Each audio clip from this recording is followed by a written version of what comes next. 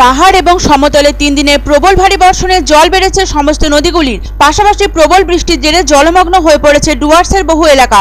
জল বেড়েছে তিস্তা, ঘিস, চেল, লিস, মাল ও জলঢাকা নদীর। জল জমে যাওয়ার ফলে কার্যত গৃহবন্দী হয়ে রয়েছেন ওদলাবাড়ির ঘিস বস্তির বাসিন্দারা।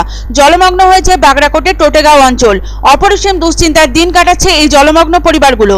বন্ধ হয়ে রয়েছে রান্নাবান্না, পুরোপুরি বিঘ্নিত ছাত্রছাত্রীদের বিদ্যালয়ে যাওয়া। স্থানীয় বাসিন্দাদের দাবি, অনুন্নত নিকাশি ব্যবস্থার জেরে এই অত্যাধিক দুর্ভোগ সহ্য করতে হয় তাদের। বহু বাড়ির উঠোনে হাঁটু সমান জল দাঁড়িয়ে গেছে এই 3 দিনের বৃষ্টির ফলে। যাতায়াতের রাস্তাতেও জমে গেছে জল, যার ফলে কার্যত গৃহবন্দী হয়ে পড়েছেন এলাকাবাসীরা। এমনটাই দাবি করছেন এলাকার স্থানীয় বাসিন্দারা। গ্রামের মহিলারা জানিয়েছেন, 3 দিন যাবৎ টানা বৃষ্টিপাত হয়েছে, জল জমে গেছে বাড়ির চারপাশে। এই জলের মধ্যে বাড়ি থেকে বের হওয়া অত্যন্ত অসুবিধাজনক হয়ে গেছে। জলের জন্য ছেলে মেয়েদের স্কুলে পাঠানো যাচ্ছে না, রান্নাবান্না করাও দুষ্কর হয়ে দাঁড়িয়েছে। সবেমাত্র 3 দিন বৃষ্টি হয়েছে, আর তার জেরে এই দুর্বিষহ পরিস্থিতি সৃষ্টি হয়েছে এলাকায়। আগামী কয়েকদিন টানা বৃষ্টিপাত হলে হয়তো ভাসিয়ে নিয়ে যাবে ঘরবাড়ি। দুশ্চিন্তার সুর এলাকাবাসীদের কণ্ঠে। গ্রামের পুরুষ বাসিন্দাদের বক্তব্য, গ্রাম পঞ্চায়েত থেকে কোনরূপ উন্নয়নমূলক কাজ করা হয় না, নিকাশি ব্যবস্থাও অত্যন্ত নিম্নমানের। বৃষ্টি হলে জল জমে যায় গ্রামে, স্বভাবতই তখন জলবন্দী হয়ে পড়ে গ্রামের মানুষ। বৃষ্টি হলে সেই জল যে বেরিয়ে যাবে এমন কোনো নালার ব্যবস্থা নেই গ্রামে। বহুবার জানানো হয়েছে গ্রাম পঞ্চায়েতকে, কিন্তু তাতে বিন্দুমাত্র সুরাহা হয়নি বলে দাবি গ্রামবাসীদের। বাড়ির আশেপাশে ও রাস্তায় জমে থাকা জলে পোকামাকড়ের উপদ্রব বেড়ে চলেছে প্রতিনিয়ত। বাড়ছে মশার উৎপাত, ফলত প্রকোপ বাড়ছে ডেঙ্গুর। মশার পাশাপাশি উপদ্রব বৃদ্ধি পাচ্ছে বিষাক্ত কীটপতঙ্গের।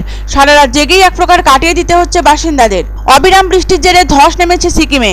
সিকিম পাহাড়ের এই লাগাতার বৃষ্টির জেরেই জলস্তর বৃদ্ধি পেয়েছে তিস্তার। বৃহস্পতিবার ভোর 6টায় তিস্তা ব্যারেজে গজলডোবা থেকে 1600 কিউমেক জল ছাড়া হয়েছিল, জানিয়েছে সেচ দপ্তরের ফ্লাড কন্ট্রোল রুম।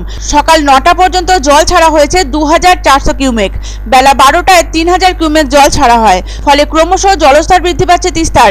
জেলা প্রশাসনের পক্ষ থেকে সতর্ক থাকতে বলা হয়েছে তিস্তা পাড়ের বাসিন্দাদের। জলপাইগুড়ি জেলার জন্য হলুদ সতর্কতা জারি করা হয়েছে আবহাওয়া দপ্তরের পক্ষ থেকে। কালিম্পং ও দার্জিলিংগামী সড়ক বন্ধ রয়েছে তিস্তা নদীর জলস্তর বৃদ্ধি পেয়ে ওই এলাকা প্লাবিত হওয়ার কারণে। অতিমাত্রায় জল বৃদ্ধি পাওয়ার কারণে জল ছাড়ার সিদ্ধান্ত নেওয়া হয়েছে গজলডোবা ও তিস্তা ব্যারেজ থেকে। মাইক যোগে সচেতন করা হচ্ছে জলপাইগুড়ি, ময়নাগুড়ি, ক্রান্তি এলাকার অসংরক্ষিত এলাকায়। 3 দিনের ভারী বৃষ্টিতে জল বেড়ে গেল সমস্ত নদীর। বাগড়াকোটের টোটেগাঁওয়ের পাশাপাশি ঘিস বস্তির কিছু বাড়িও জলমগ্ন হয়ে পড়েছে। এই পরিস্থিতির জন্য দায়ী অনুন্নত নিকাশি ব্যবস্থা।